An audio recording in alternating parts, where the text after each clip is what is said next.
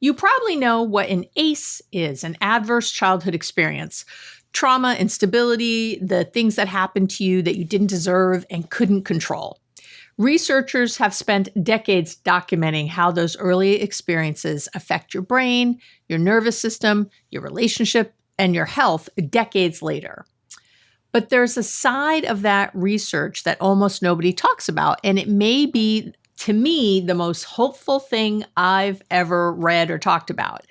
The science of what protected you or would have, or still can.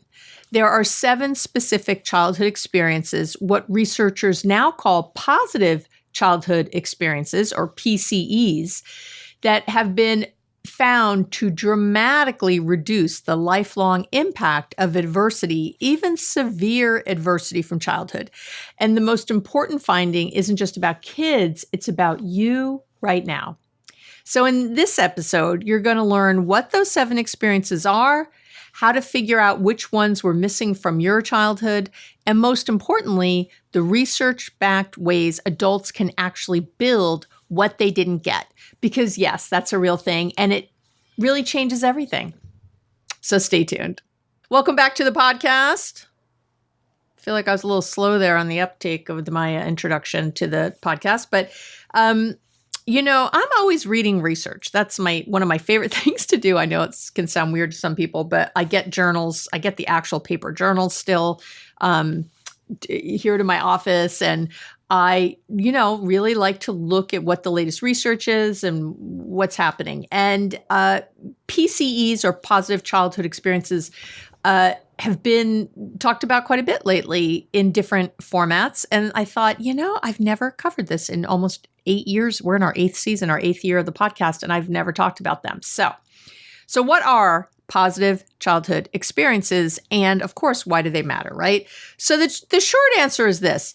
Positive childhood experiences are the relational antidote to adversity. So where ACEs, adverse childhood experiences, accumulate harm, PCEs, positive childhood experiences, accumulate protection. That was actually well said. That was the best way to say that. So the landmark research about this comes from Dr. Christina Bethel and her colleagues at Johns Hopkins. And one of the last things I read was was published in the Journal of the American Medical Association, JAMA, what we call JAMA, Pediatrics. And I think this one was, I'll link to it in the blog, but 2019, I'm going to say. It was 2019 or 2020. And they identified 7 specific positive childhood experiences. And what they found, I think, is nothing short of remarkable. Adults who reported 6 or 7 of these experiences had nearly 4 times lower rates of depression and poor mental health compared to adults who had only 2 or fewer.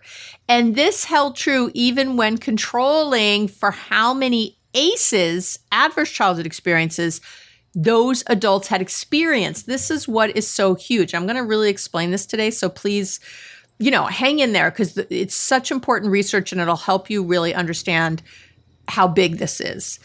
So I want you to let that just land for a second. Your PCE score, your positive score, positive childhood experience score, didn't just soften the impact of adversity. It was independently predictive of your adult mental and relational health.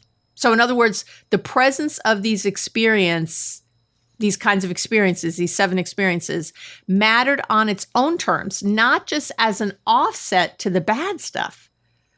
It's incredible. So the research also showed what we call a dose-response relationship, meaning the more PCEs you had, the better the outcomes. The higher the dose, the better the outcomes. And the fewer you had, the more vulnerable you were, regardless of whether you'd also experienced adversity as a kid. This is the part that I really want you to hear. The absence of positive experiences can be just as damaging as the presence of the negative ones. And I think this is why people who had just, quote unquote, just neglectful parents, can be have severe mental health issues later in life. And, they weren't beaten. Their parents weren't alcoholic. There was food on the table, all that stuff. But there was this kind of level of neglect. So what are the 7 positive childhood experiences? Okay, so these are the 7 identified in Bethel's research. And as you listen to these, I want you to genuinely sit with each one and ask yourself, did I have this?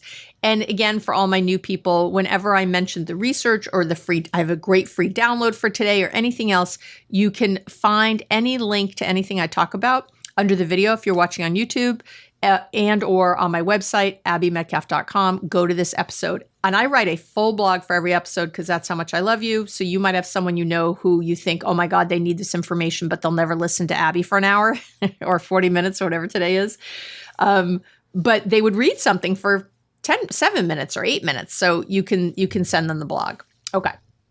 So number 1, PCEs, positive childhood experiences. Number 1 is you felt able to talk to your family about your feelings. Not just that talking was technically allowed, but that it felt safe, that someone in your home was interested in your inner world and that you wouldn't be shut down, dismissed, or punished for having feelings. That's number 1. Number 2, you felt your family stood by you during difficult times. So when things got hard, a friendship fell apart, you failed at something, or you were scared, you felt like your family had your back. You weren't navigating hard things alone. Okay. Number 3 is you enjoyed participating in community tradition. And this one surprises people. It doesn't surprise me.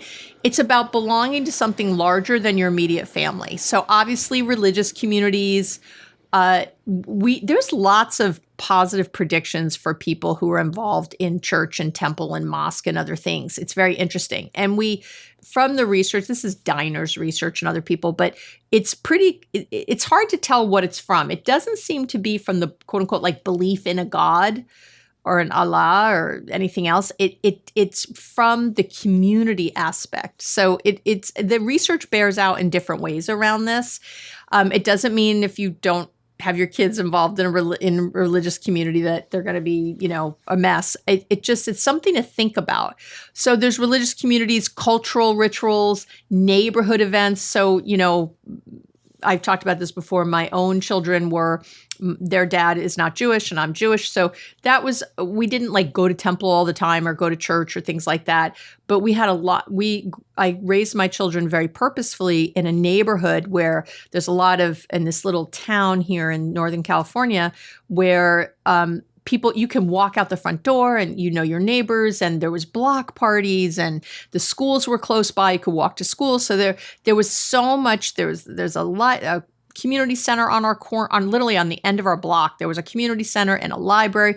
There was so many things to do. This town is called Albany in California, and we always called it Smallbany, because it's like a small little town. It's amazing. And, we're right near San Francisco and all these fabulous things to do, and Oakland and Richmond and really cool cities with lots going on.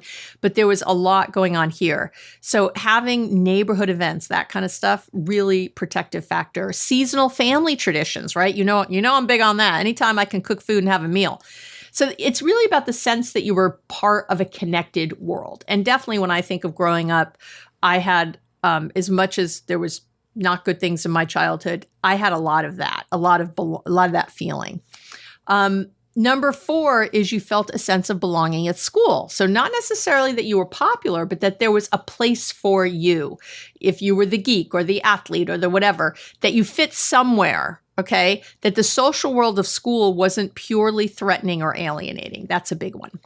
Number 5 is you felt supported by friends, that you had at least one real friend who showed up for you. That's all the research shows. You just need one real friend who shows up for you.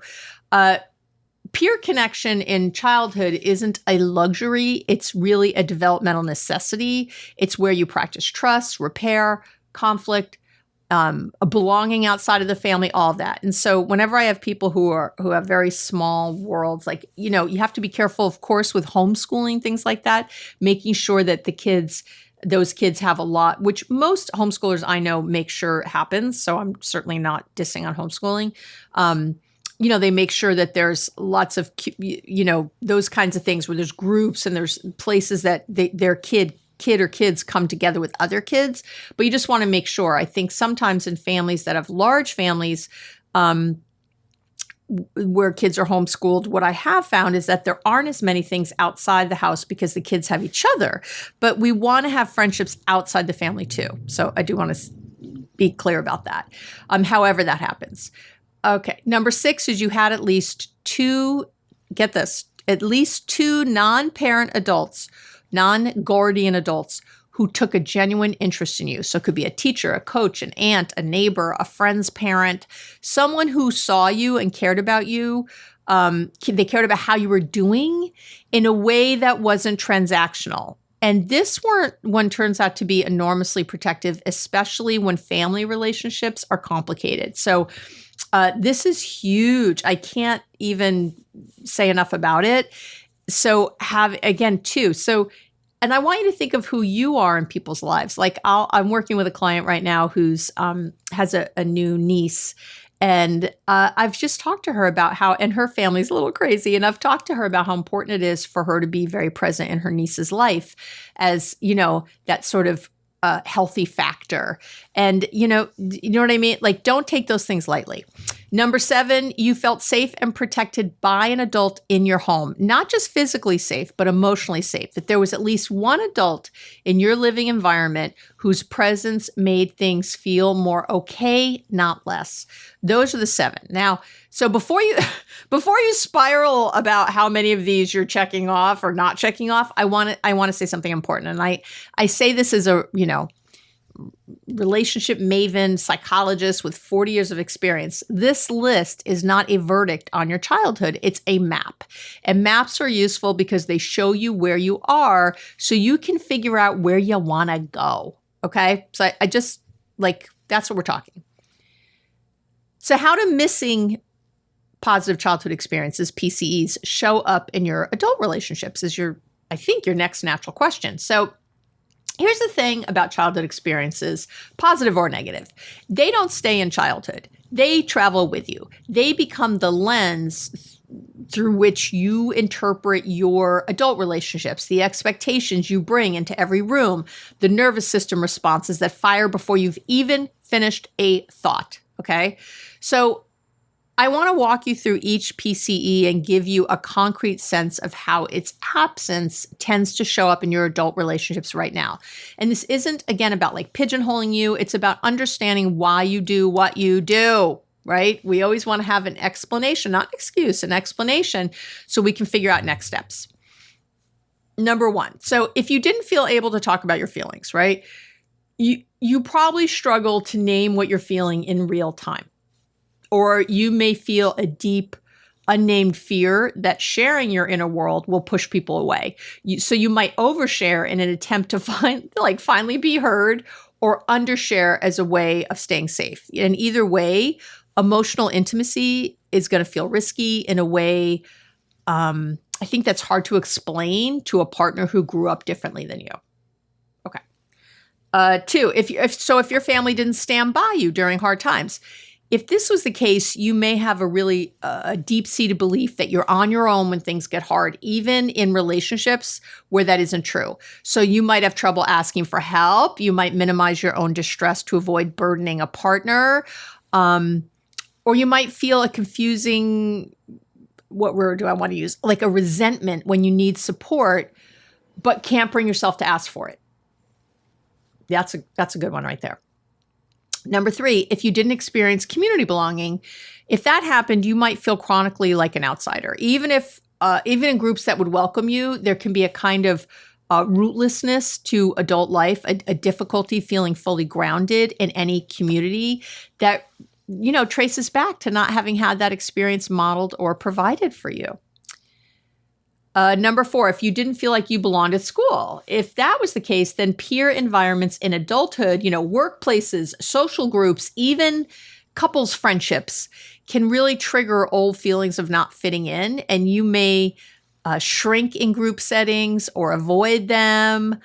Or conversely, what I see is people who work overtime to be liked in ways that just leave you exhausted and resentful. There's that resentful word again. Number 5, if you didn't feel supported by friends. So if you didn't have that growing up, you may struggle to trust peer relationships, of course, right? It doesn't take Freud to figure that out. You might keep friends at arm's length or find yourself repeatedly surprised when a friendship goes deeper than you expected and doesn't end in disappointment. Or you may have the opposite problem, investing so intensely in friendships that the other person eventually pulls away, right? So we kind of end up sabotaging it.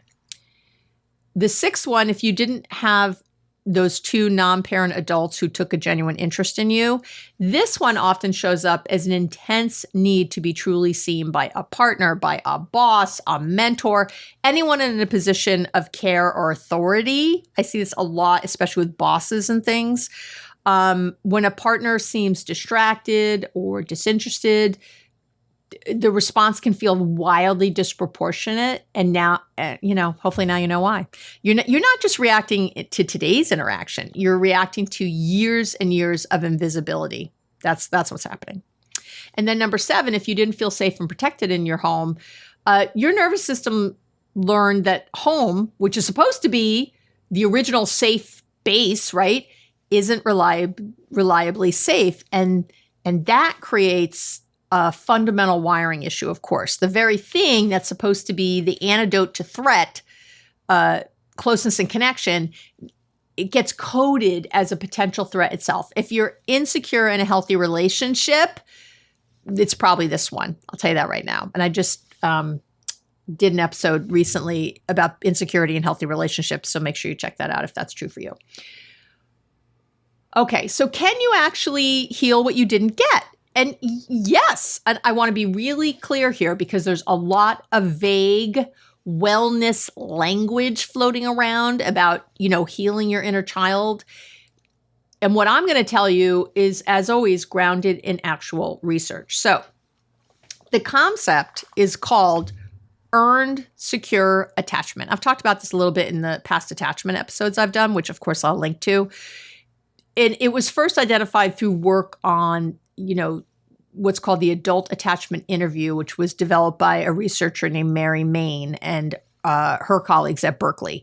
And what they found, looking at adults who had genuinely difficult and inconsistent childhoods, was that a meaningful portion of them were classified as securely attached anyway. Not because they were in denial and, not because they'd forgotten what happened to them in their childhood, these bad things, but because of what had happened in their lives since. The positive relationships they'd built, the experiences in school or at work, the people who showed up for them in ways that their early caregivers hadn't. It's really amazing. There's an attachment researcher, he's also a clinician, Dr. David Wallen, and he wrote about this in his work too. I forget the name of that book, but again, I'll link to it, describing how later relationships, it's like they offer us a second chance. Right? It's amazing. As hard as your childhood may have been, you can get a second chance. It's really cool. What defines an earned secure adult isn't the absence of a hard history. It's the quality of the relationship they now have with that history. Research that uses that adult attachment interview shows that earned secure adults can tell a really coherent story about their difficult early experiences, these ACEs, these adverse childhood experiences. They can tell the story. The narrative holds together, the emotion's appropriate, and the meaning making is integrated. They understand how what happened affected them. They get it without being defined by it. It's incredible. So what creates earned security, right? This earned security attachment. And the research points to, there's like 3 main, I'm going to call them pathways. One is therapy. Sorry, people, therapy. Long-term relational therapy is one of the most well-documented routes to earned security. The therapeutic relationship itself functions as a corrective emotional experience. It provides consistency, attunement, a safe base in real time.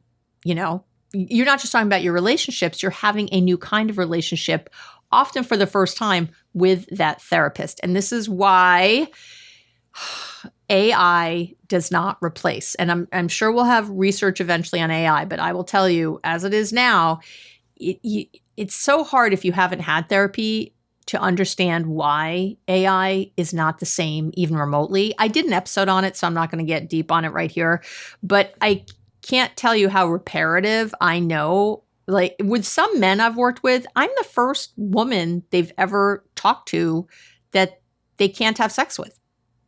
Like can't. Like that's never going to happen. Not in a million years.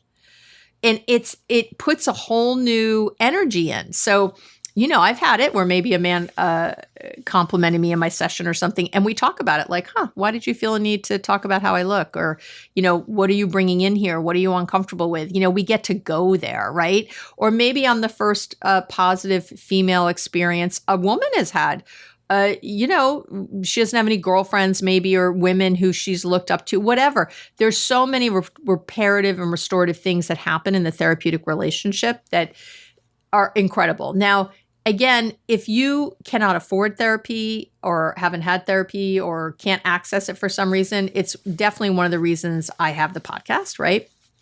To try to help you kind of do it yourself, so to speak. But there is something in the relational aspect that you're going to be missing. I'm not going to lie about it. So we have some research about, you know, different kinds of therapy, like just doing it yourself. It's just a little different. We're still, no matter what else, we are still social creatures, and we are built that way. And that has not been evolutionized out of us at this point.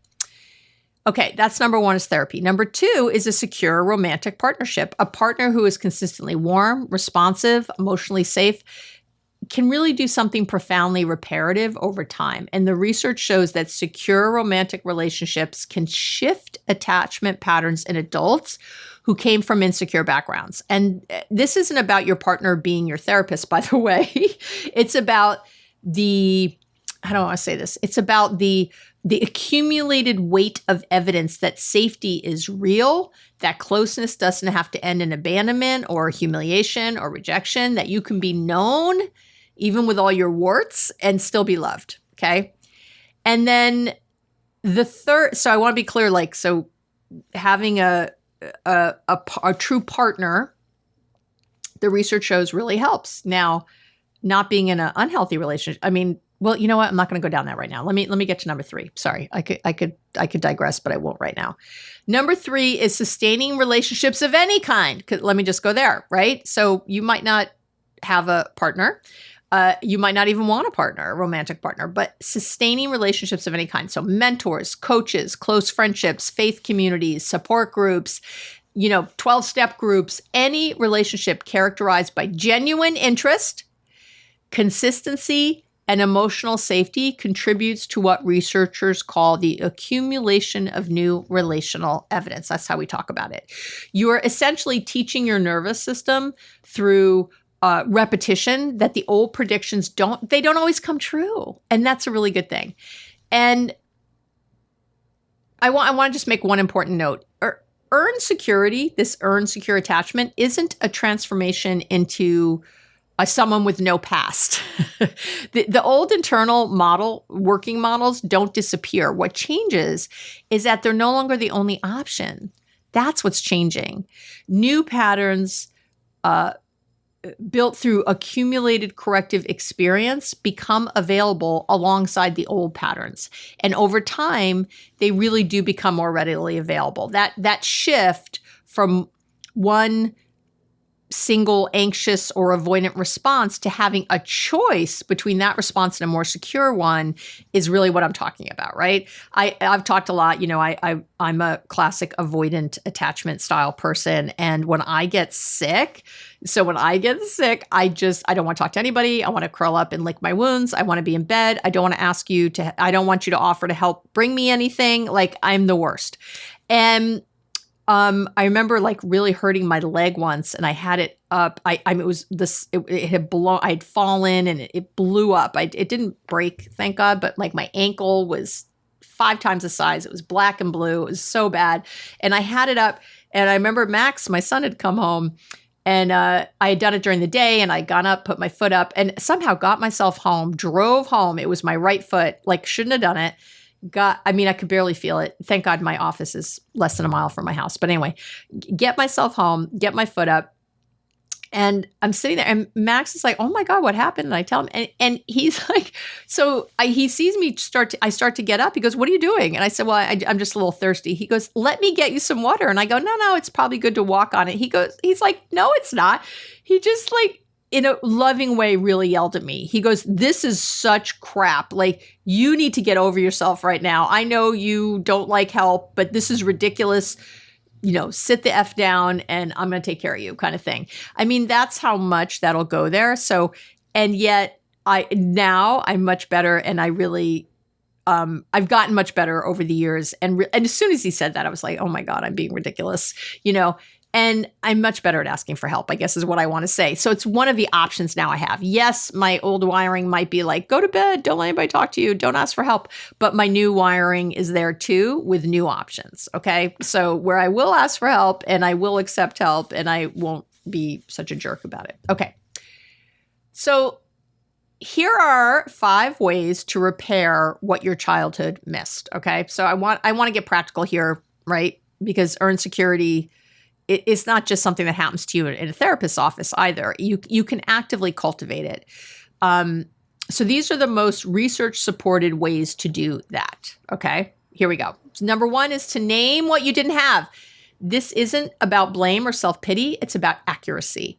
If you grew up without an adult who made you feel truly safe, you didn't develop certain relational skills and expectations that most people got automatically. So naming that clearly without minimizing, without dramatizing, we're not dramatizing, but we're not minimizing. That's the foundation really of all the other work. And the free download I've put together for this episode is going to help you do exactly that, but I'll talk about that in a minute. Number 2 is to deliberately seek out corrective relational experiences. So you can do this. You can be single and not in therapy, and you can do this. Be intentional about building relationships, provide what was missing. If you didn't have adults who took a genuine interest in you, look for a mentor, a therapist, a community group where that kind of sustained interest is possible. If you didn't feel you belonged, put yourself in a community consistently over time instead of rotating through a bunch of them, right? Oh, this one doesn't work. This doesn't work. This doesn't work. No. Sit there, go every week, do your thing, okay? Breadth doesn't create the deep belonging you need. Depth and repetition do. So I really want to say that, okay? Yeah. And by the way, I've had this recently with a client. I sent them to their local Chamber of Commerce. I did. I said, go to the Chamber of Commerce meeting. They have it every month. Just go every month. Go every month for 6 months and then tell me. And sure enough, it's a she, sorry, not a he. She went every month for 6 months because at first she was like, this was stupid. No, but she goes, they were kind of friendly. They were friendly right away to her. They were because not a lot of people always go to the Chamber of Commerce. First of all, she met so many people in her town. She had moved not that long ago and was starting a business and or was a solopreneur, I should say. She'd already had a business, but, has like an online business. So it's, she's always in her house, or at her office.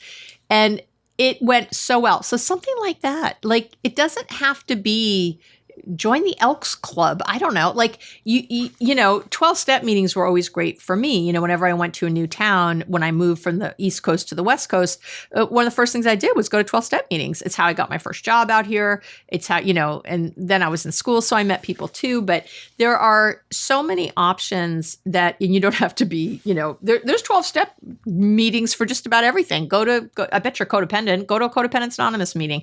You'd be amazed. Getting a sponsor through 12 steps. There's just so many ways. I think people immediately think of like church or temple or something, and they're like, I'm not religious. It's like there's a million other things. Join a hiking group, but go.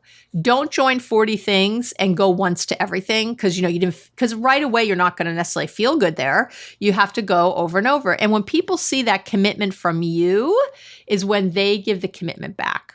So you need to make the commitment first. Number 3 is to let people be safe with you. I know this sounds simple, but it's one of the hardest things on the list, I think. When your nervous system has learned that closeness is risky, you'll unconsciously do things to manage that risk. So you'll keep emotional distance, you'll test people, you'll create conflict when things are getting good. The repair work involves noticing those patterns and staying even when everything in you says to go. Right? And I would also say what's in there is do not gossip. Do not gossip. Do not talk crap about anybody else, ever. Number 4 is to build your mindfulness practice. I know you think I make this up so I can talk about mindfulness every week. No, you don't get through an episode without me talking about it because it's everywhere in the friggin' research. And I want to specifically tell you why it matters here. You can't interrupt a pattern you haven't noticed yet. Mindfulness is how you build the observational capacity to catch yourself mid-spiral and make a different choice. Okay? Yeah, it's real. It's in the research. I have episodes on mindfulness. There's my free mindfulness starter kit. I mean, whatever. Just get yourself with your mindful practice. Number 5 is you have to tell a new story about your history. We call it narrative coherence in psychology, and it's one of the key markers of earned security. It doesn't mean rewriting what happened or pretending it was fine. It means developing a story about your childhood that's integrated, one where you understand what happened, why it affected you the way it did, and how it connects to who you are now. This is, again, I think, best done with a therapist, but journaling, the kind of deep identity-based reflection, is the kind to do. And I have a Therapy to Go bundle that also goes with today's episode that I'll talk about where I do just that. So all moves you in that direction, but I'll talk about that later. But these are the things you do. So I'm going to wrap up by saying this. If you grew up with most of these 7 experiences, your nervous system got a head start, and congratulations. You likely built some internal scaffolding for trust and belonging and emotional safety that has really served you, even if you've had other struggles, which is awesome. If several of these were missing, you probably spent a lifetime trying to get in adult relationships what you didn't get in childhood, sometimes in ways that made the very thing you needed harder to find. You know that, right? Because you got kind of graspy and codependent about it. But the research is clear, and I really want you to hear this. The absence of these experiences isn't a life sentence. Earned security is real. Your nervous system is plastic, and your brain continues to organize itself and reorganize itself based on the new relational experiences, well into your adulthood till you die. So what your childhood didn't give you, your adult relationships, your community, your deliberate work, the work you do can still provide, right? You don't have to have had a perfect childhood to build a secure life. You just have to be willing to keep showing up for the corrective experiences that are available really to you right now. Okay?